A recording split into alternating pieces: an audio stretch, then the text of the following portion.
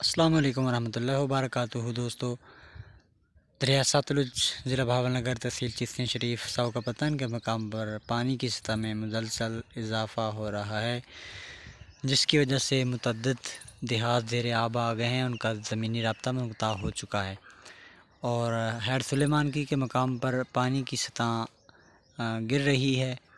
इस वक्त हैड सुलेमानकी के मकाम पर 45,000 क्यूसेक का पानी गुज़र रहा है और यहाँ पे पानी की सतह में मुसलसल इजाफ़ा हो रहा है, जो तकरीबन 2 से 3 दिन तक पानी की सतह में मज़ीद इजाफ़ा होगा।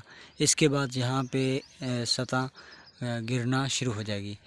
तो दोस्तों, यहाँ पे गवर्नमेंट की तरफ से कोई भी किसी किस्म का इक़दामात नहीं किया गया और ना ही लोगों को निकालने के लिए कोई रेस्क्यू का अमल शुरू किया गया है। यहाँ पे काफ़ी लोगों की तादाद, औरतें और बच्चे जो है घरों में महसूर हो चुके हैं, तो उनको निकलने के लिए किसी भी किस्म के कोई इक़दामात नहीं किए गए हैं। तो गवर्नमेंट को चाहिए कि यहाँ से लोगों को रेस्क्यू करने के लिए रेस्क्यू का अमला भेजा जाए।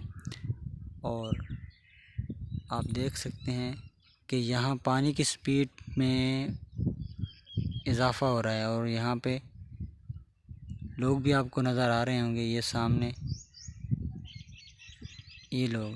सामने दरिया है, छोटा दरिया है जिसको पुरान कहते हैं। ये किसी ज़माने में यहाँ पे दरिया सतलुज बहता था, जिसके बाद दरिया सतलुज ने अपनी जगह तब्दील की और यहाँ से चलते चलते आगे चला गया। यहाँ से तकरीबन 4 किलोमीटर के फ़ासले पर दरिया सतलुज है।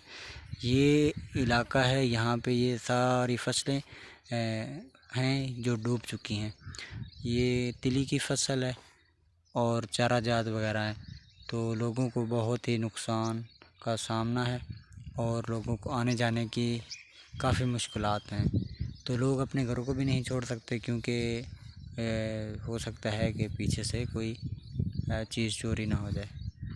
तो दोस्तों, आपके इलाके में क्या सूरत हाल है, हमारे कमेंट सेक्शन में ज़रूर बताइएगा और मज़ीद अपडेट के लिए हमारे साथ रहिएगा।